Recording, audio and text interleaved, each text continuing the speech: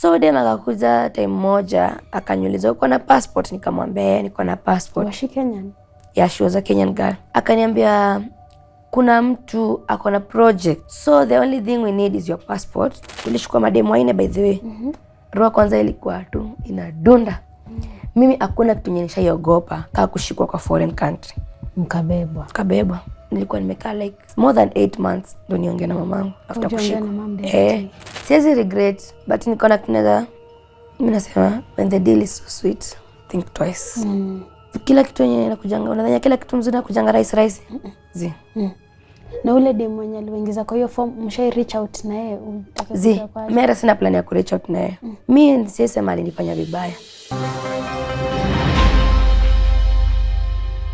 Hello and welcome to today's episode of Tuko Talks. A number of times we have covered stories about people who have been locked up in foreign prisons, but we've never had a chance to have a one-on-one conversation with person who have just left the prison.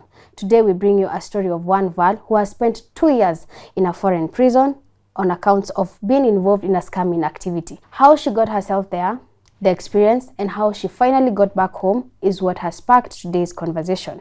My name is Njeri Masi, but before I even let our guest introduce herself today, if you are watching this episode and haven't yet subscribed to this platform, kindly do so, support us, and do make sure to leave us a comment at the end of this episode. Hi. How are you? Fine. Unaweza pengine mtu akisikia nasikia ni kama una whisper what's up? Ni sababu sauti yangu imekuwa na change sana. Okay. Juu ya climate. So looking at this camera, you can introduce yourself so that someone who is watching can know who we have today. So hi guys, my name is Pilari Susa.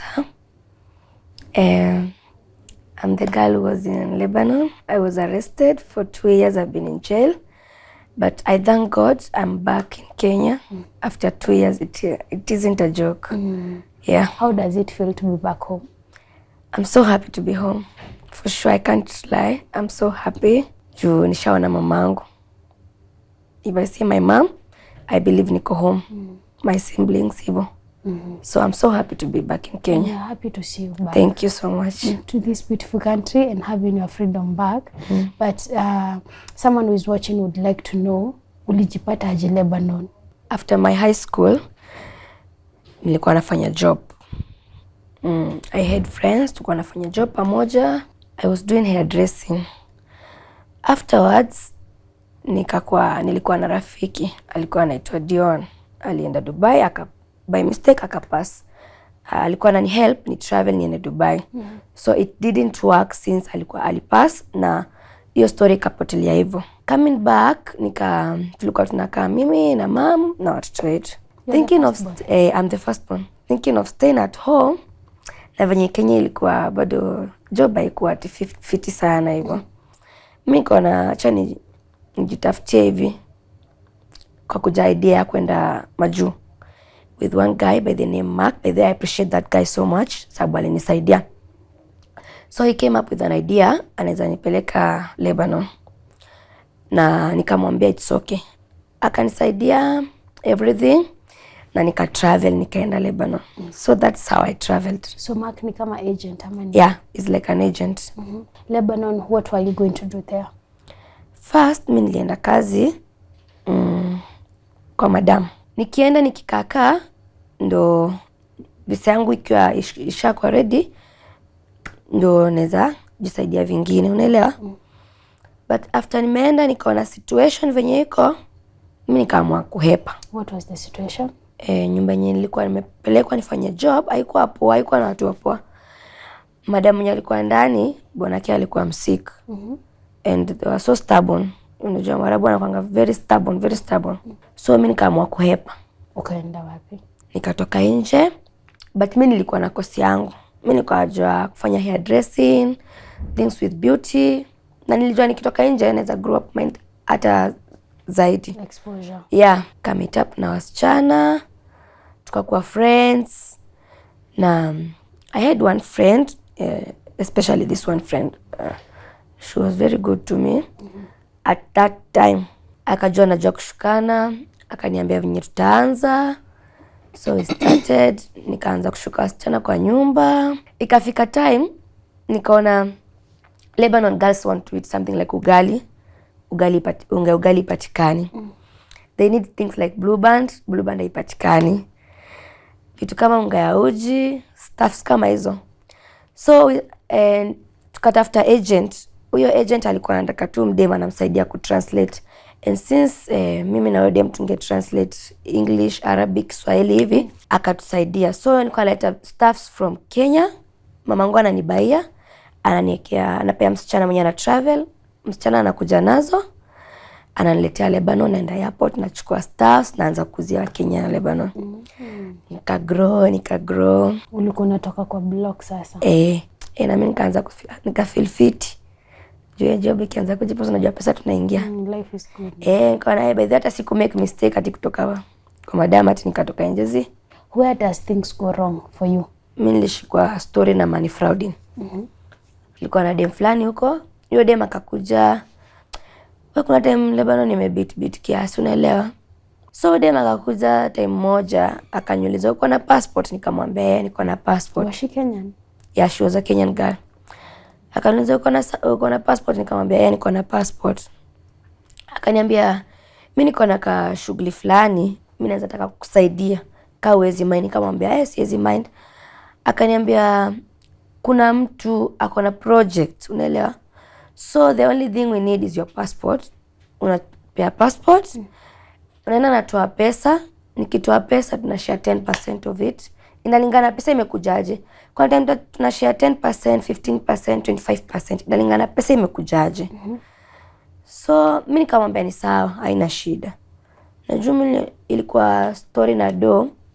Mimi sijui niseme nini sababu all the time mimi najua, all the time nikijua mambo ya do, mimi nujiuliza do inatoka wapi na inaingiaje na mbona imeingia, unaelewa? But this story mimi sikuwa jiuliza hiyo maswali ati do imeingiaje, inatoka wapi, unaona? So already you gave them your passport? Yeah, nilipewa dem passport yangu. Aenda nayo wapi? Hakuenda nayo. Alikuwa akienda tunaenda na yeye. Tuna withdraw pesa, tunakuja. Using your passport? Yeah, using my passport. Okay.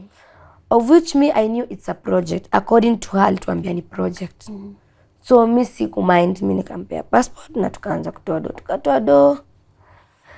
Tukatoa do. Tulikuwa mademu ngapi? Tulikuwa mademu watatu. Kwenye tulishukua mademu 4 by the way. Watatu ndo tulikuwa tumia passport. Yeye ndo alikuwa sando, alikuwa hiyo ndo ameleta form. So passport yake haikuwa inatumika. Hakuwa anatumia passport yake. So tukaendelea tunatoa do. Mlikuwa mnatoa do ngapi? Inalingana. Talingana. Mingi zenye mlitoa ni ngapi? $2,000. Alafu sasa mnagawana nyinyi 4 ama 3? Hapana. Mwenye passport yake imetoa do, mnagawana na huyo mwenye ametoa do. Sasa huo demo wa form. Okay. Lakini alikuwa mpoa sana. Hata kama hiyo job ilikuwa fiti, alikuwa yani ni ile anadai ku help mdem, unaelewa? Juu kuna time nilikuwa namwambia mimi utachukua do, ananiambia haina shida Val. Chukua do yote. Hii pesa yenye unaona Val inakuja mingi, unatuma kiasi home? Mimi nilikuwa natuma do home. Mkaifanya for how long before mshikwe?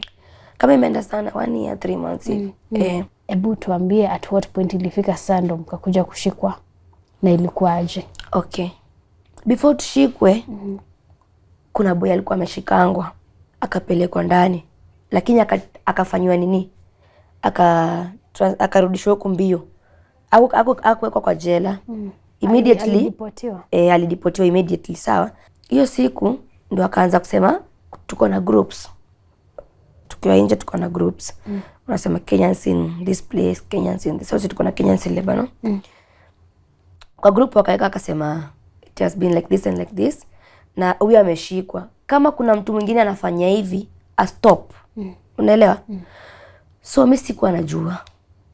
Huyo dem anaitwa Montana alinipigia simu akaniambia Val, 5 months before tushikwe, alikuwa amenipigia simu akaniambia Val, kama unatumia passport yako unaweza kuwa huko unajua, lakini sasa unafaa kuwa unajua.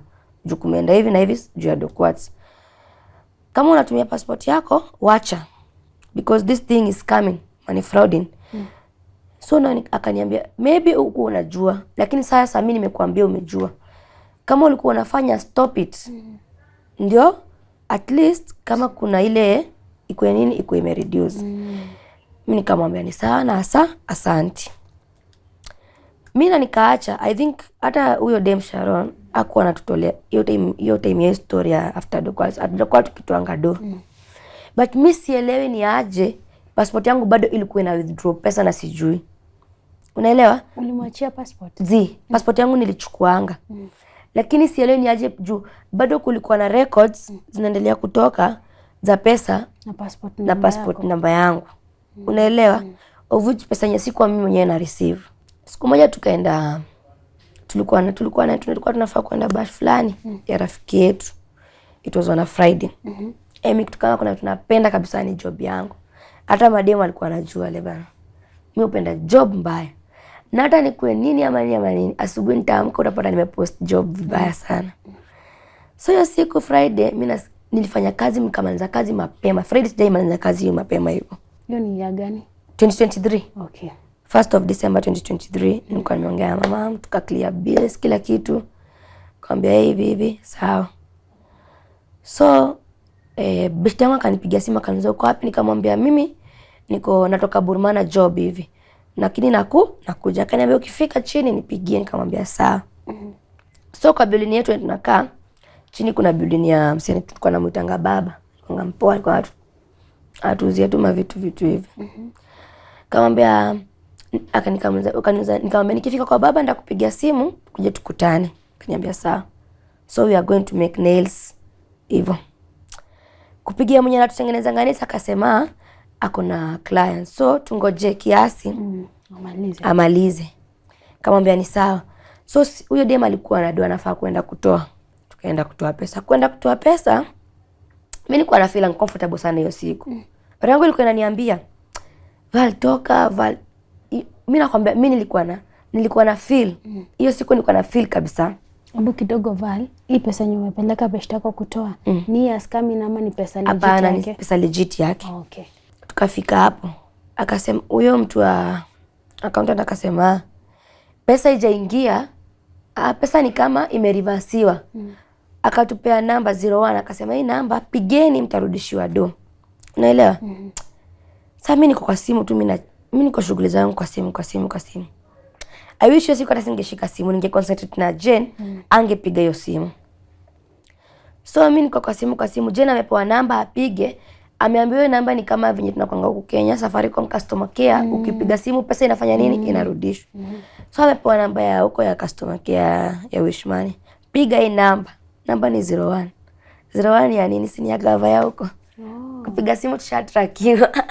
So hata hatuwezi hapa. So akipiga simu wameshachukua GPS. Tukapatwa tu hapo. Tunangoja tu hapo gari hivi. Makara wakuja wakatushika. Roho kwanza ilikuwa tu inadunda. Mimi hakuna kitu yenye nishaiogopa kama kushikwa kwa foreign country. Mkabebwa. So the two of you. Tulibebangwa sisi wawili, mimi na Jane. Jane alikuwa kwa hii business ya hii money nini? Tulikuwa natwanga nedo. Okay. Mkapelekwa huko. Tulishikwa kitu kama saa ngapi hivi? Kitu kama saa 9. 3 p.m. Wakaanza investigation. Mimi nikasema Kiarabu na siongee.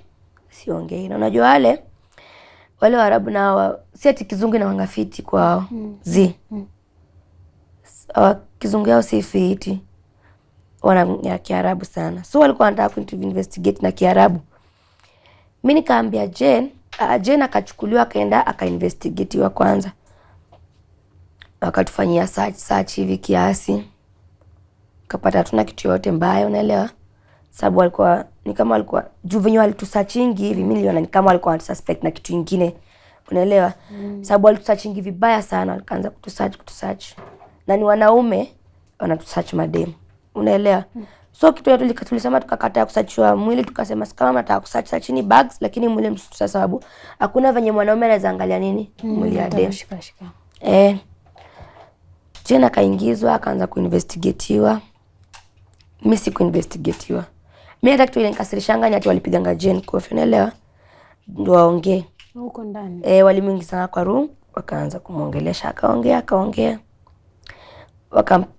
wakampiga kofi, sijui akatoa demu mwingine. Ni kama walikuwa wanataka alete information ingine, unaelewa? So mimi bado nimekaa pale, sijui mbona tumeshikwa, lakini najishuku. Jane akaenda kuinvestigatiwa. Ndio akaenda akaleta demu mwingine anaitwa Jane pia kaa yeye. Sasa tukiwa tumekaa hapo. Wakaenda wakashikwa akaletwa. Walimuingiza kwa gari wakaenda na yeye. Wakaenda kaleta huyo demu. Kumleta. Kwa sasa tuko watatu. Tukiwa watatu hapo tukaambiwa lazima tutoe huyo demu mwenye alituonesha job. Unaona? Sasa mimi na huyo demu mwingine hatukuwa najua penye huyo demu anaishi, sababu penye alikuwa anaishi before alikuwa ameshahama. Nikasema tujui penye yako, lakini mwenye anajua penye yako aende amlete. Ndio Jane huyu mdogo alienda akamleta. Mwenye mlishikwa naye ama mwenye? Sasa mwenye tulishikwa naye. Okay. Ndio alienda akamleta. Kwa sasa tuko mademu wanne tumeshika. Sasa ndio tukaambiwa kila kitu wenye kunaenda hivyo. Wakasema tuingie tulale, asubuhi tutaenda. Kitu tukaja tu anatupima, tutatoka. Lakini tukaja tu anatupima. Sababu hatuna mapepa. Tumekaa hiyo place for almost kutoka December hadi March kama hatujapelekwa kotini. After ilikuwa on 11th of March 2024 tuliendanga first court tukiwa sisi wote wanne. Kuenda tukariliziwa, tukaambiwa tunalipa bail. Bail ilikuwa kitu kama si pesa mingi, ilikuwa $5 huko, sasa $5. Sasa huyu mwenye alitoanga form ikakuwa yake bado haijatoka release. Alafu mimi yangu ilitoka bail, but nilikuwa na hearing ingine. Juu nilikuwa nimesema mimi sitaongea Kiarabu, mimi nataka kuongea English. So nilikuwa na hearing ya pili. Juu alikuwa anasema niko na kesi ingine. Ndio sasa tukalipa hiyo 500 kwanza, bail ya kwanza, nikakuwa niko released. Lakini wawili wakaenda immigration, wakatuacha si wawili wapi? Bado tuko kwa jela. Bado tuko kwa Nazara. Mliachwa wewe na nani? Mimi na huyo demu Samuel alituanga form. So the two Janes, they were released. Yeah. Okay. Tulireleasewa sisi wote. But ikafika place kuna demand iko. Unaelewa? Mimi bado niko na hiari nyingine, ule mwingine na yeye bado hajareleasewa. Mimi niongee, wakishasikia hiari yangu ndo watarelease, sababu ule ni kama ndio mkubwa wetu. Unaelewa? Okay. So after that, what happened? After that, James wameenda immigration, deportation huko sasa. After, let's say, ilikuwa 27th of June, nikatransferiwa mimi na ude mwingine, tukapelekwa place mbali, kichakani kabisa. Tukapelekwa saa huko jela. Val, hii time yote mnapelekwa hata hearings, usha inform mom? Mimi nilikuwa napeanga information. Juu mimi nilikuwa najuanga hata nikose kumwambia ama nimwambie atajua tu. Na nilikuwa na need kumwambia sababu sasa unaona story kama hiyo lazima mtu anakusaidia kuomba, unaona. Mimi najua sasa hapa penye nimefika ni maombi. Hakuna kitu naweza kusaidia nayo. Sasa kama ni pesa haiwezi kusaidia. Hakuna kitu sasa nikajua tu immediately venye nilishikwa mimi. Mamangu alipeangwa information, akaambiwa. Na mimi nilifurahianga juu huyo ndo anaweza nisaidia. Hata kama aizi kwa karibu na mimi, anaweza niombea. God anaweza nisikia. Yes, so alikuwa anapata information, lakini communication yangu na yeye ndio haikuwa. Nilikuwa nimekaa like 8 months, more than 8 months ndio niongea na mamangu after kushikwa. Kasi jiongea na direct. Anaambiwa tu. Na anatuma message maybe. Alikuwa anaambiwa na nani? Nilikuwa na best yangu alikuwa anakuja kunivisit. So alikuwa anamtumianga message. Sasa tumefika kwa hiyo prison hiyo yenye kuko kichakani. Na sasa nyinyi ni foreigners. Kwa hiyo jail. Mtatitiwa aje, routine ya huko ndani kwa aje? Sipendangi kukumbuka story ya prison. Haikuwa rahisi. Unapitia sana juu unapata uko na siku unafaa kwenda kotini na utaenda. Na ujue hiyo ndio ukienda kotini unajua everything moves. Kesi yako inaendelea kumove. Sasa tulikuwa tunakasirikanga sana. Juu wewe ni Mwafrika kitu ya kwanza. Hata ukitry kuexplainia wanaona ni kama unafanya nini? Ujinga, wanakutusi. For someone who is watching this episode, atajiuliza, maybe you can draw a picture for us ya lifestyle huko prison ya foreign country iko aje? Tunaamka, unaanza duty sivyo? Unapata kama kwa room. Si mimi room yenyewe nilikuwa, tulikuwa madem 13. Unaona? Kulikuwa na Waarabu, kulikuwa na Syrians, kulikuwa na Mwethiopia mwenye alikuwa ameendanga. Nilikuwa na one girl alikuwa Mwethiopia. Na alafu sasa kulikuwa na mimi Mkenya. So you are the only African? Mimi ndio nilikuwa Mkenya kwa hiyo room yetu. Kulikuwa na room zingine. Kama room yenye kulikuwa room next ilikuwa na beshte yangu alikuwa Mkenya, but sasa ali traveling akaniacha. Kulikuwa na Wakenya kama 3 hivyo wametravel wakaniacha. Kulikuwa na Sierra Leone, Cameroon, kulikuwa na Africans yani. Okay. Kama asubuhi unajaribu kujisaidia kiasi hivi, kujituma, kufua nguo wako, at least usikuwe stressed up. Unakaa tu hivi yani ungoje usikie umeitwa tu jina, unasikia? Unakaa tu hivi ungoje tu usikie mtu amesema jina lako. Kila time tuko nashindanga hivyo. Yani ukae ungoje tu usikie tu mtu amesema Val. Usikie tu jina lako, unajua tu kuna hiyo siku kuna kitu juu yako. Na mkaa tunashinda huko kama tumekaa, unajitia nguvu. Saa zingine unachukua tu kitabu na breakdown peke yako. Ukimka familia yako, hata unasema maybe hata mimi ndo nilikuwa breadwinner kwetu. Unakaa hivi unafikiria sasa maisha yao sasa ziko aje, unaelewa? Kula tukatenga chakula mara moja kwa siku. Kile tu hiyo ndio lunch, hiyo ndio supper, hiyo ndio breakfast. So kama uko na do, sawa. Tutajisaidia hadi tutabuy tu vitu nje. Kuna canteen. Haiko ndani, canteen iko in a week once. Unaelewa? In a week once. So in a week tuko na duka tunatumana mara moja peke yake. Lakini mchana mimi nilikuwa nasema afadhali nishinde nione tu kukiwa na mwangaza kila siku kuliko kuwa na giza. For 7 months nimekuwa nikilala chini. Unajua kuna tiles. Ndio hiyo saa zingine mattress. Waarabu ni wale tu. Mimi sipendi kuongea mambo yao sasa sababu hata nilichoka na wao. Mistreat ni obvious. Leo saizi mtasikizana, baadaye umeshako sana. Saizi muongea hivi, baadaye amekuruka. Unajua si ni madem. Mwisho wa mwezi tunalipa mshahara. Kuna hizo kama time uko na menses, time unahitaji vitu. Ni challenging sana. Sana. Mlikuwa mnatoa wapi sanitary towel? Kulikuwa na church fulani walikuwa Catholic. Kuna time walikuwa nakuja na tuletea hizo sanitary towels. Lakini kuna time tumekaa kama 7 months.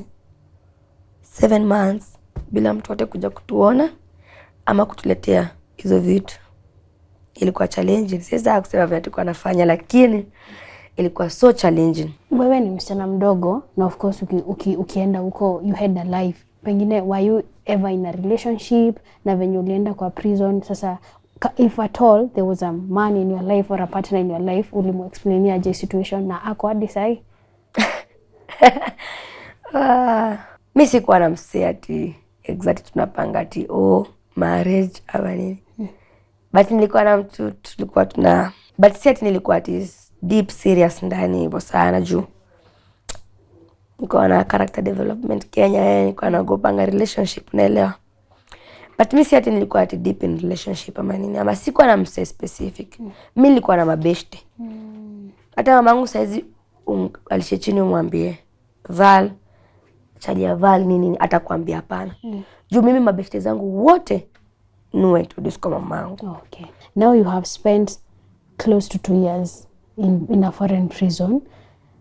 Story ya wewe kukuja kukua released ilianza aje na ulikuwa na feel aje ukiona hiyo light? Ilikuwa on a Monday, 28th of July. July 28th on a Monday.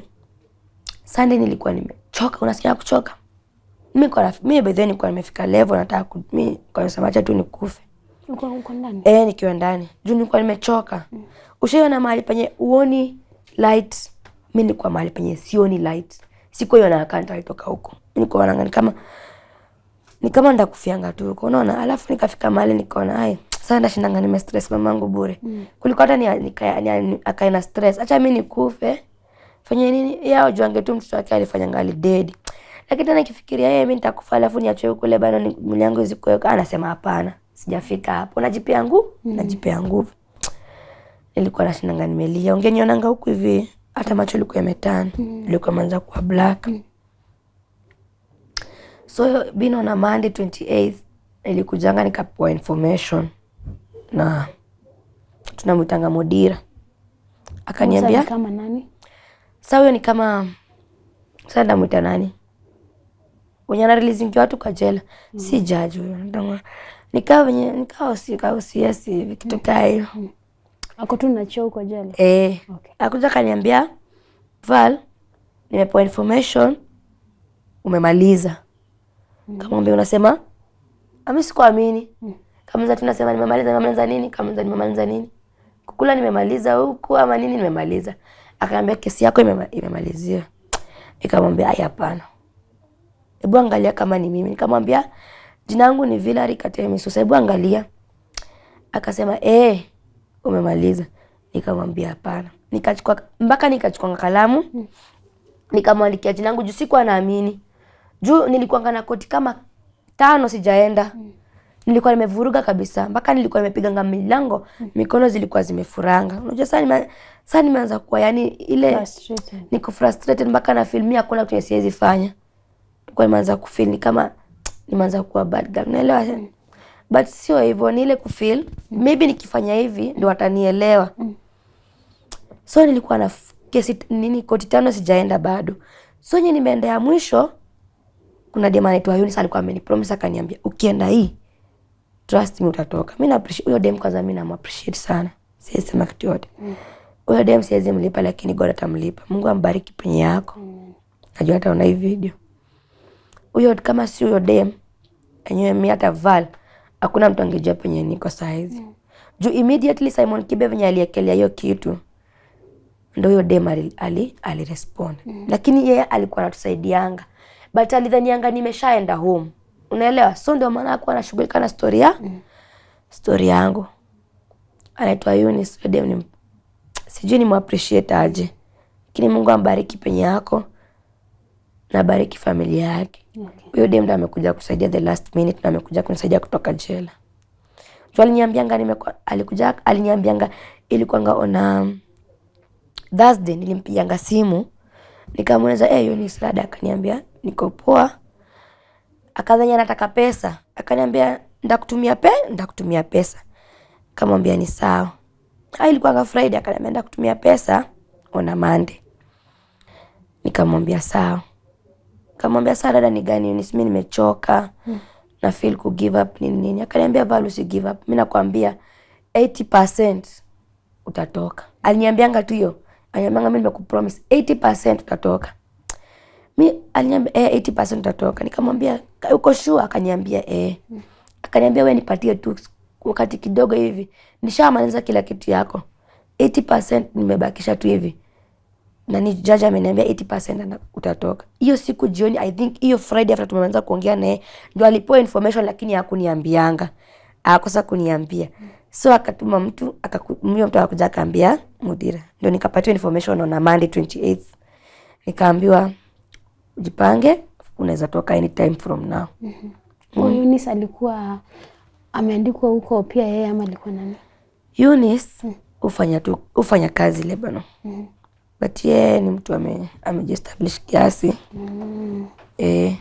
Sijui mambo mengi kuhusu Eunice sababu ni friend tu, yani kuonana tunasalimiana hivyo. Yeah. Okay.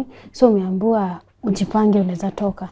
Ulikaa how long after kuambiwa hivyo? Sikukaa, hiyo ilikuwa Monday. Friday ndio nilikuja nikachukuliwa nikapelekwa immigration. On 1st. Alafu sikia nilishikangwa December date 1. Ukaachiliwa. Nikaachiliwa 1st of August. So nilikuwa na tu ni story ya God, unaelewa? Mimi nilionanga tu ni story ya God. Alafu nilipeleka ngua hiyo place 28th of June. Na date 28th of August nikapewa information nitatoka hiyo place. So mimi nilikuwa naanga hizi dates venye zina correspond hivi, ni story ya God tu. Unaelewa? Hata ni venye sijabeba hizo paper niko na file hivi kubwa ya jela. Kuandika story. Ningewasomea moja. Niko na dates zina correspond vibaya sana. Mimi niko na tu hiyo ni story ya God. Sababu vitu mingi zimenihapenia 28th first. Unaelewa? So ukapelekwa immigration. Nikapelekwa immigration. Ukakaa for how long? Immigration nimekaa 1 month. June nilienda immigration 1st of August, ilikuwa Friday. Na date 4 of September ndo nime travel.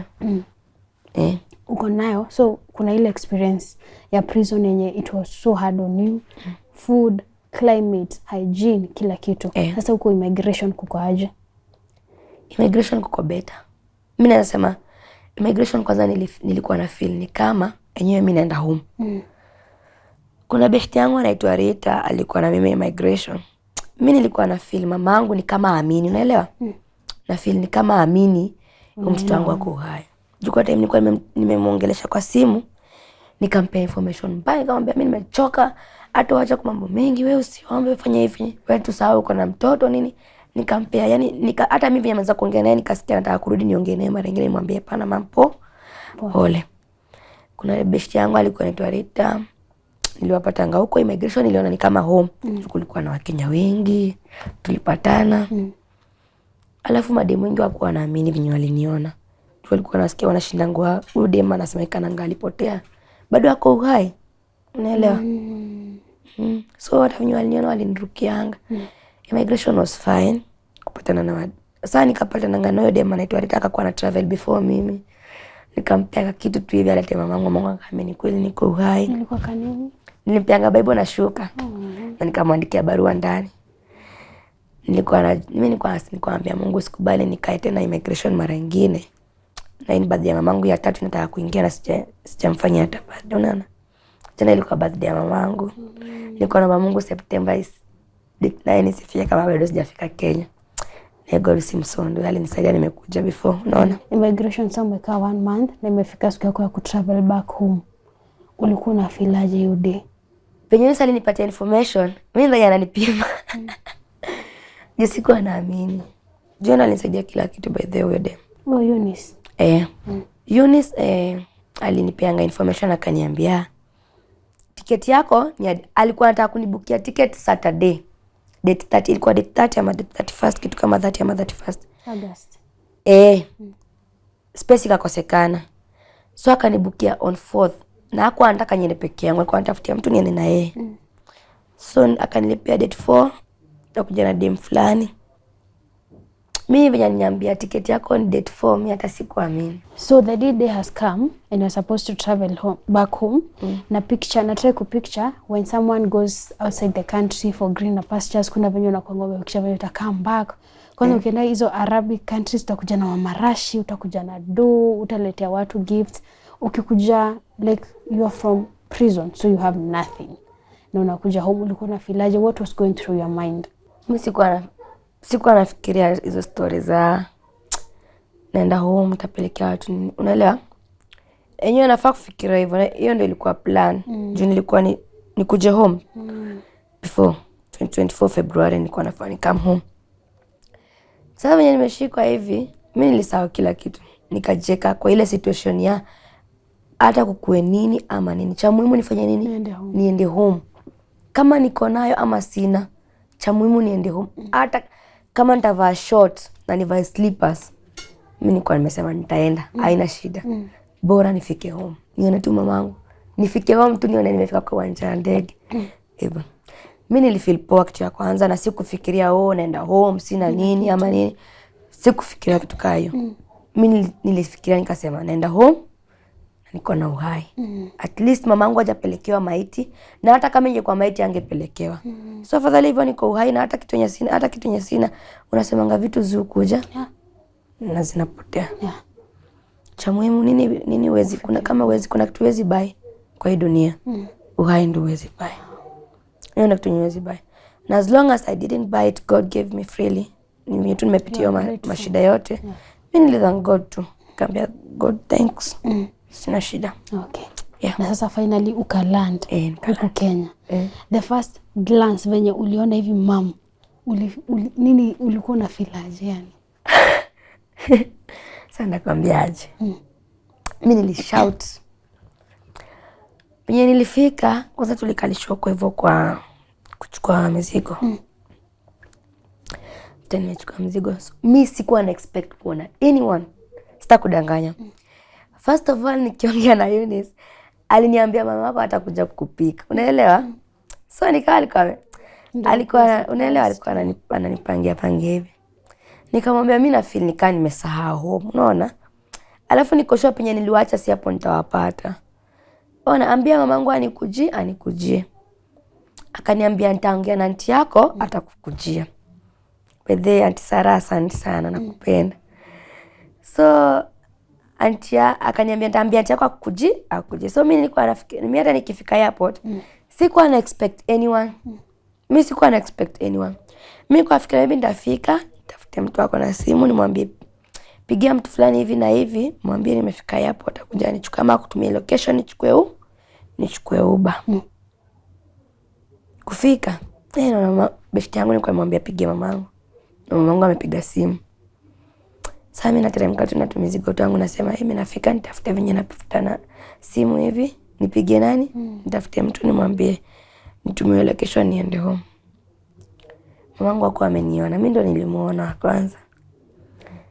Mimi namuona hivi napiga nduru, sikuamini ni yeye. Sikuamini nimeland Kenya nimeona mamangu. Sikuamini.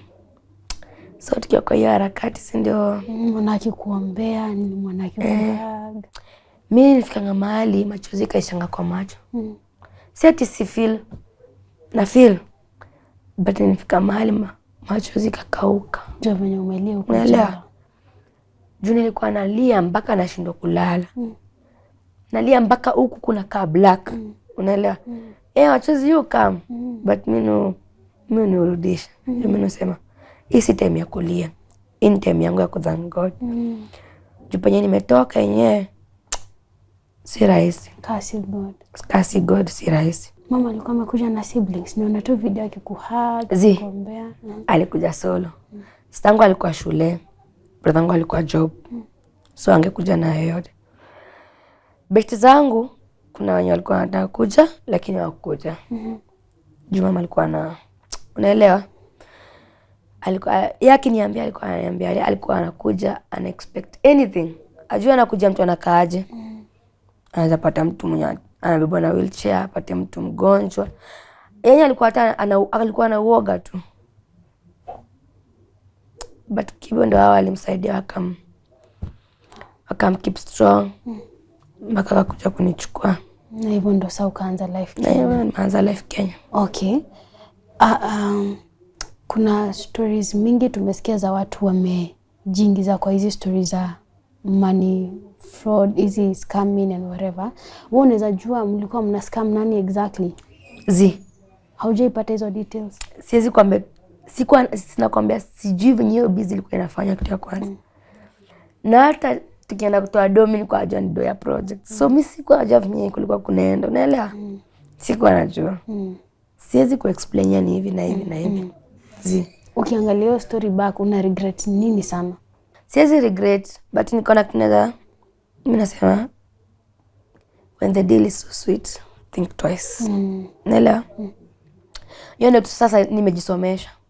Yenyewe nilikuwa najua hiyo proverb lakini sijaitumia. Sasa hizi venye sikuwa naitumia, yenyewe ndio imefanya nini? Imejileta kwangu niitumie. Kiona tu yani form imejipa. Yenyewe ifo fikiria mara mbili. Jua kuna kitu kila kitu yenyewe inakujanga, unadhania kila kitu mzuri inakujanga rahisi. Na ule demo mwenye aliingiza kwa hiyo form mshai reach out na yeye utakaje kwa? Mimi hata sina plan ya ku reach out na yeye. Mimi sisema alinifanya vibaya. Na sisema alinifanya vizuri. Lakini acha tu aende, pia kila mtu ajisaidie, unaelewa? Hata yeye aliachiliwa? Aliachiliwa. Mimi sijai reach out na siwezi taka by the way. Na sisema ati nikumchukia na hakunifanya kitu mbaya. But kuna ile story kuna ile venye feel yenyewe Venye tulipelekana tu na msiacha tu story iliishi hapo. But alikuwa dem poa, sisi sema ni dem mbaya. Yenyewe kuna time yes, kuna stories zake mbaya yes, but mimi kwangu mimi ni mtu alikuwa anadai kuni help, lakini ukaenda venye kulienda. So mimi siwezi blame. Na kama ingejipa mngeomoka nyinyi. Na kama ingejipa tungeomoka sisi wote. Ningekuwa nasema sasa tumeomoka, ningesema ati wewe hata wewe unaona. So kwa sababu imefela ati niseme ni mbaya, sisi sema ni mbaya. Kama tungeomoka tungesema yenyewe ni best, wewe ni mdogo, wewe ni mdada, umenisaidia. Sasa but ilifela ati niseme hapa na siwezi ongea vibaya kumhusu. Mimi personally siwezi ongea vibaya kumhusu. Okay. Kama kuna mtu anaweza ongea vibaya kumhusu, but mimi nasema ni mdema alikuwa anadai kutu help, but kukaenda venye kulienda.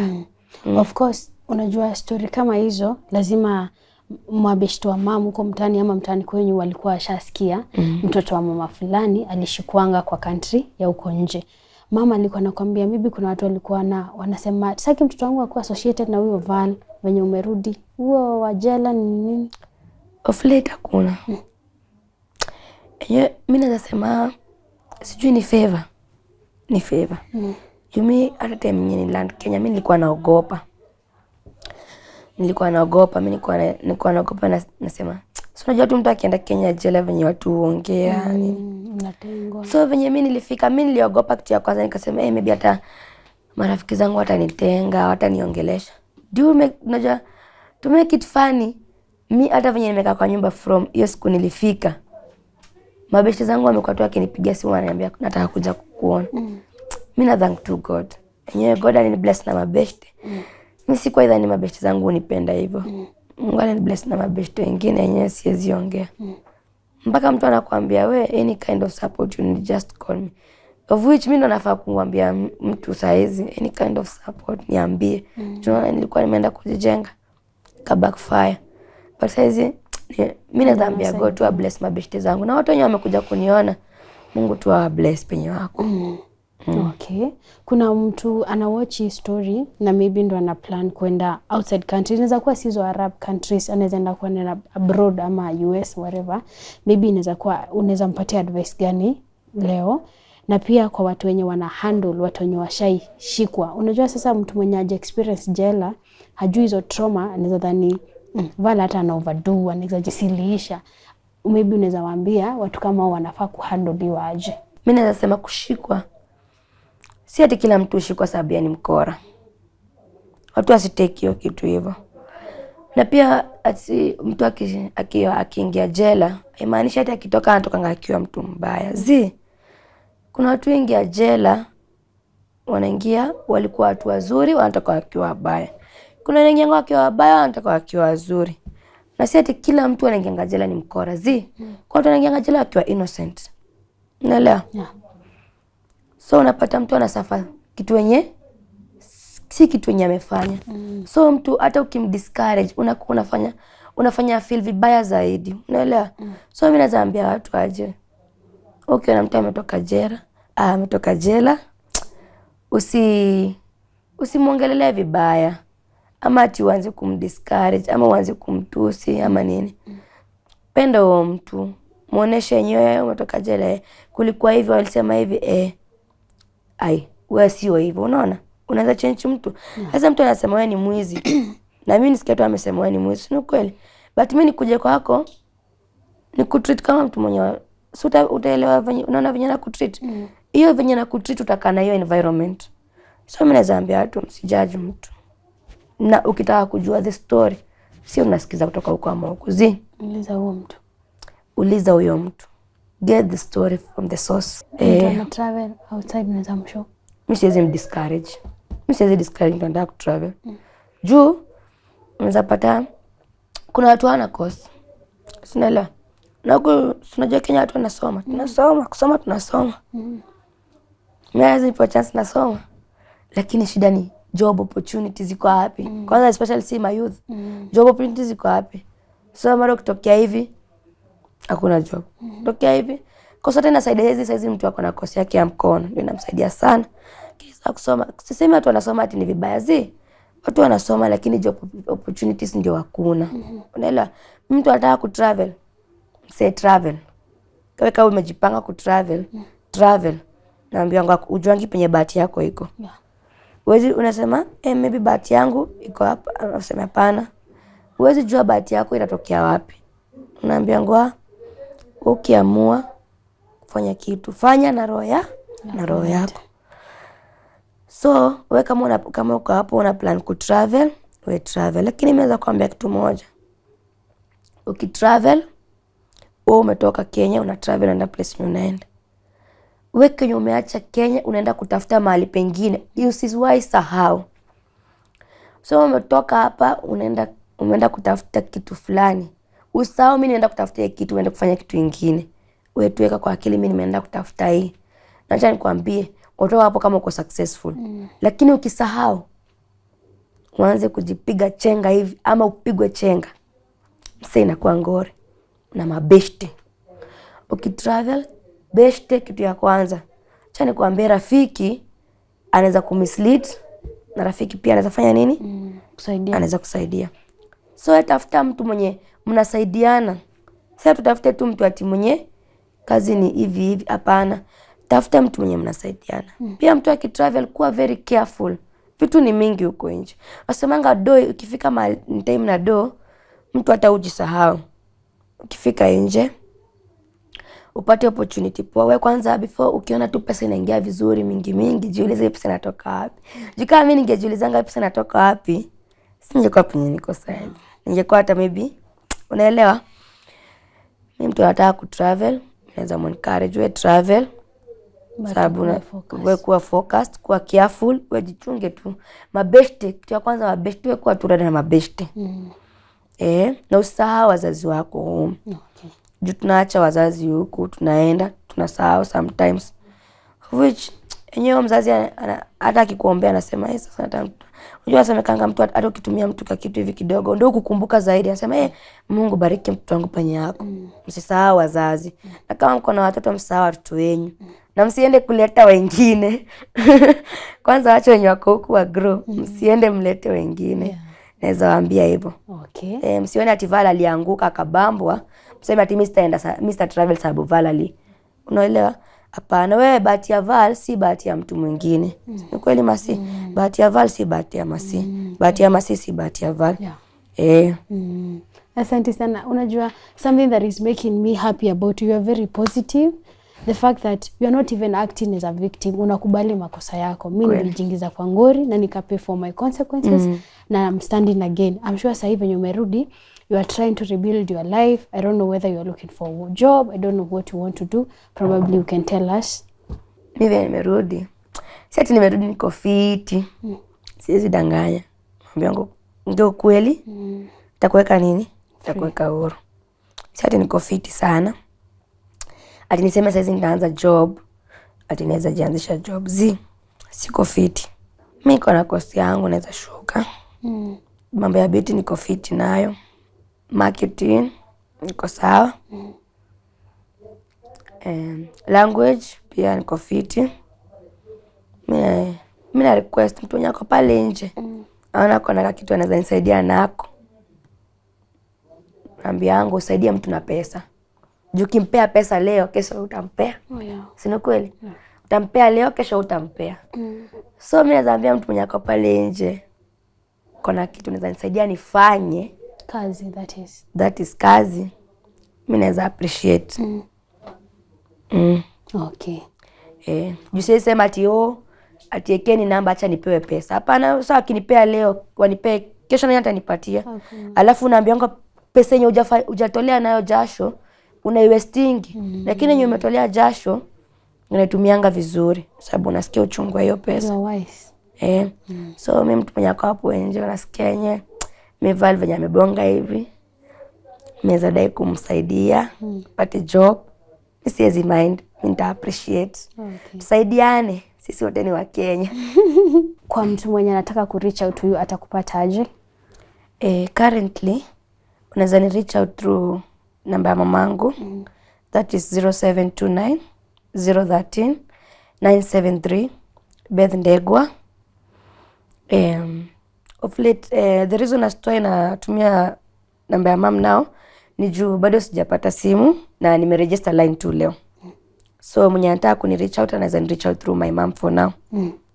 Hauna pesa ya kubuy phone? For now. Okay. Sawa sawa. At least ukiwa na mom, hata any kind of assistant ama mtu atake kukuricha, that one is safer juu naishi home. Thank you so much for being so positive and even for kukubali makosa yako. Like mimi, I failed, I didn't think twice, I didn't think critically. Nikaingia kwa hii situation blindly, nikanileta kwa hii situation, but I'm willing to grow again and to stand again and help mom, sindio? So anyone who has a job, ya umesema kusonga nywele, you can teach languages? Gani na gani? Arabic, English. Oh, okay. So if you want to learn, kuna base ya kama kuna tourists hivyo. Na wanataka mtu wa translation. Niko hapa. Okay, sawa sawa.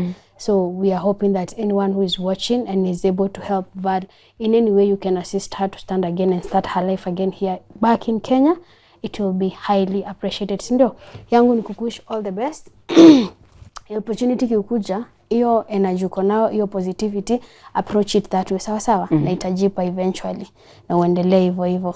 And to you our viewer, thank you for sticking with us up to this point of today's episode. As usual, remember that Val's mom's number will be on your screen and also on the pinned comment below. So if you want to assist her in any way that you can be able to, kindly reach out through the number.